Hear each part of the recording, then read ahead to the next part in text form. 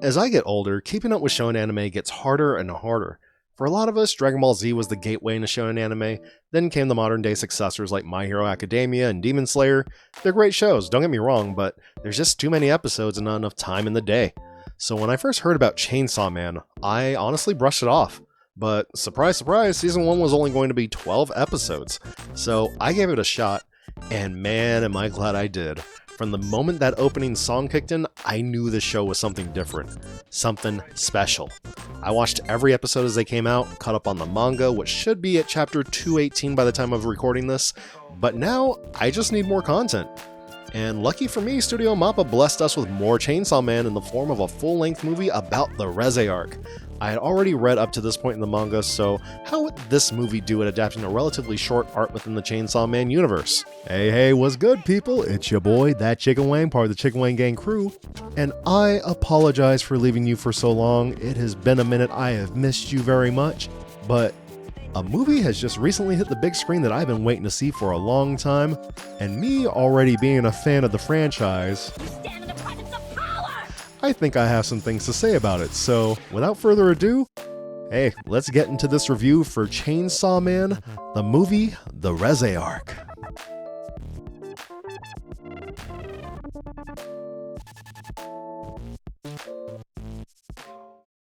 Chainsaw Man follows Denji, a broke-down as luck teenager who hunts devils to pay off his dead father's debts. His only friend is Pochita, a tiny chainsaw devil dog who helps him survive by hunting other devils.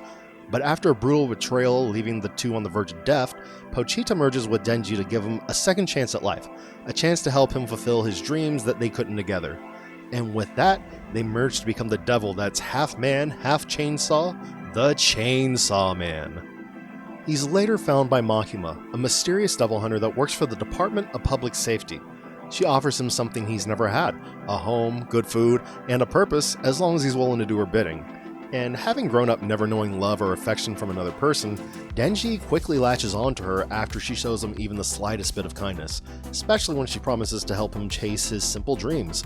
Like, eating something better than plain bread? Well, no, Denji gets all the bread and with all the jams now, strawberry, grape, you name it, he's living good. He ends up joining her squad alongside Aki, a combat-driven devil hunter with a personal vendetta against a terrifying devil, and Power, a completely unhinged blood fiend who's equal parts comic relief and just a straight-up menace. And together they fight devils, wrestle with their own humanity, or what's left of it, and somehow form this weird dysfunctional family unit by the end of the first season. So yes, it is a little important that we kick this off with a brief summary of Season 1 because the movie takes place literally a couple of minutes after the end of the final episode of Season 1. We're being reintroduced to our characters, we're being shown this really cool anime opening sequence, and then from there things start to move kind of fast. Makima changes up the team dynamic, she puts Denji with Beam the Shark Fiend, and Aki with the Angel Devil, both whom we met near the end of Season 1. And even though we go back and forth between the two teams, make no mistakes, this is Denji's movie, and all the chaos that surrounds Chainsaw Man, that's going to be the focal point of this movie going forward. So within the first 10 minutes of this movie, we find Makima and Denji going on a date, and it's a very innocent night out on the movies, and they're having a good time, and they start to kind of build a rapport with each other, and Denji just finds himself even more infatuated with Miss Makima after the night's over. So Denji is just on cloud 9 right now, and what he doesn't understand is that he's going to have an encounter with a bubbly barista who works at a nearby cafe. And this encounter and eventual friendship is going to turn into something a little bit more, making Denji question his feelings for Miss Makima in ways that even he can't believe. But what makes this first half so refreshing is that for the first time we're finally seeing Denji just enjoy life being a teenager. For once he's not having to fight devils or worry about public safety, he's discovering life. Reze showing him new experiences, teaching him little things that might be common knowledge to like you and me, and it all makes her feel genuine, and you start rooting for the both of them. You root for them to find some kind of happiness, even though deep down you might have a feeling that this is too good to be true. So there is that one scene in the movie that we gotta talk about in the first half, and that's the pool scene, which is equal parts awkward, funny, but also surprisingly beautiful. Like, yeah, it might be a little much for certain people because these two are going skinny dipping, but hey, that's anime. And parts of it are obscured because they're saying, oh, it's like dark over here, so it's not like I can see anything. And visually, it's one of the big standout points of the movie because this is where the new art direction really gets to flex its muscle. And while the Chainsaw Man series tended to lean more into cinematic realism, it meant sacrificing color a lot of the time. And the movie goes in the complete opposite direction and kind of tries to stay more focused or more in spirit with the manga, opting for a more brighter color palette. It's more expressive and it uses color to tell the story. Like, you can literally see the light change in the sky and in the pool as Denji and Reze go closer together. Like, the cold water starts to show different tones of blue combined with the amazing score going on in the background, and you are really being sold that Denji and Reze are starting to fall in love with each other. And there's also some subtle foreshadowing that's baked into this scene, which is nicely done as well. And that's another part of the movie that I think does a lot of the heavy lifting early on, and that is the incredible music score here. Like, when we're first introduced to Reze, like, the music is warm, it's soft, it's very comforting. It's like being wrapped in a blanket and just being told, it's fine, everything's okay. But as we go further along, the music tied to Denji and Reze, it still feels gentle and inviting, reflecting the innocence of their connection together. And speaking of connection with each other, we go back and we have Aki and the Angel Devil, and their tone is somber and moody because these two are not getting along, and it's being really reflected in the score at that time. And you don't hear as much of it going into it because they kind of let the background noises do a lot of the work here, but still the music plays and it's just perfect for when they're having conversations with each other. And there's also a surprise Russian number that I don't really want to spoil because when that hits, that's when things start to really take a darker turn. In fact, when we finally get to the villain reveal about halfway through the movie, we have something that I didn't catch on my first watch of the movie.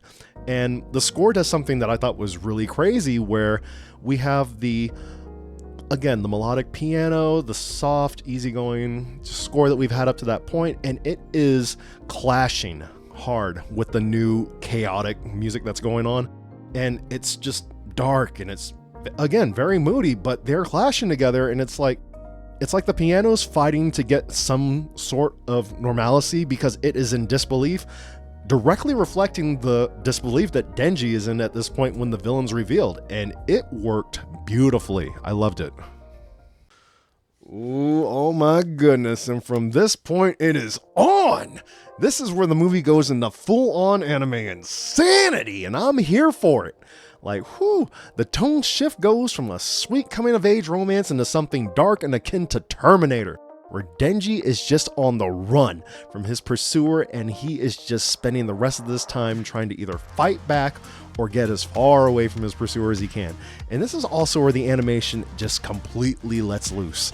Like, the scenes that were probably just a few simple panels in the manga, in the movie they explode, wink wink, with just detailed sequences that are beautifully animated on screen. The creativity that Studio Mappa had to bring to these to make these fights is unreal.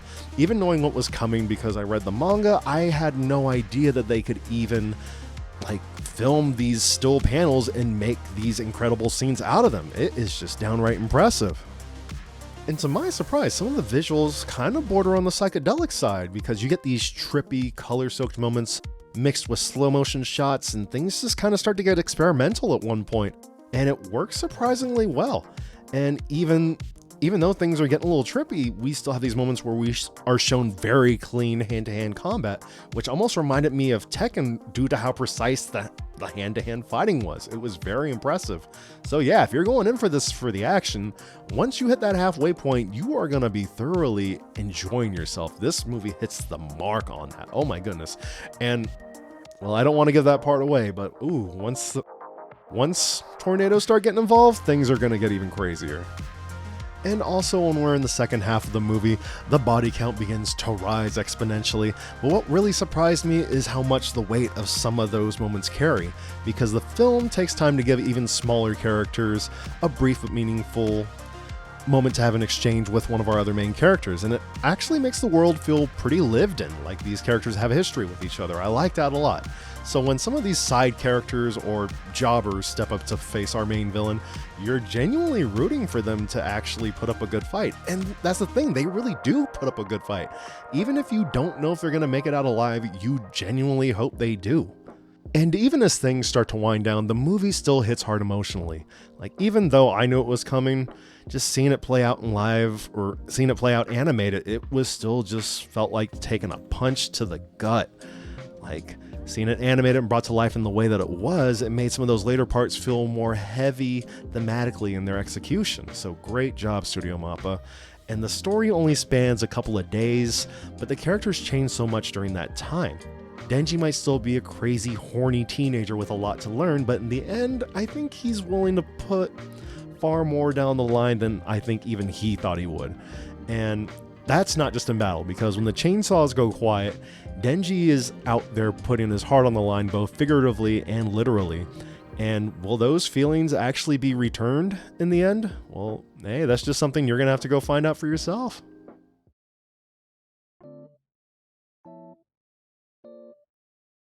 Chainsaw Man: The Reze arc. Whew, what a breath of fresh air this was. At a time when anime is finally starting to get the recognition it deserves, and it's getting full screen releases like Demon Slayer and everything else, I am happy to support movies like this. And I don't know if I can fully recommend Chainsaw Man if you are unfamiliar with the franchise and how the way the world operates, because it might be a bit hard to really get into everything if you don't know what's going on. But if you are a Chainsaw Man fan and you're familiar with Devils and the way that the world operates, you're going to have a fantastic time just getting caught up with everybody before season 2 kicks off. And this movie makes me more excited for the franchise and what's to come in the future. I can't wait for more. And again, I saw this on IMAX, and I would recommend seeing it on the biggest screen you can. And if not the biggest screen, just check it out in the theaters while it's still around. I had a great time. I hope you do too. And on the new Chicken Wang scale, I'm giving Chainsaw Man, the movie, Reze arc, a rating of hot and crispy. As far as being a movie that's adapting an arc in a manga, the Chainsaw Man movie completely elevated its source material, and this is a must-see if you're already even remotely a fan of the series. I'm still thinking about parts of the movie that stuck with me, especially near the middle of the movie, so who knows, maybe I'll give it a third watch just because. Either way, anime fans, we're eating good this year, so go support your favorites while you can. And that's my review. Did you like it? Did you hate it? Hey, if you got any compliments, criticisms, or advice, please hit me up in the comments. My schedule has been a mess lately, so thanks for continuing to rock with me in the meantime as I try and get these out. Hoping to have some more reviews for you next month, so in the meantime, happy Halloween, stay spooky, and your boy DatChickenWang is going to continue to do his thing, so hope to catch y'all for the next one. Yo, yo.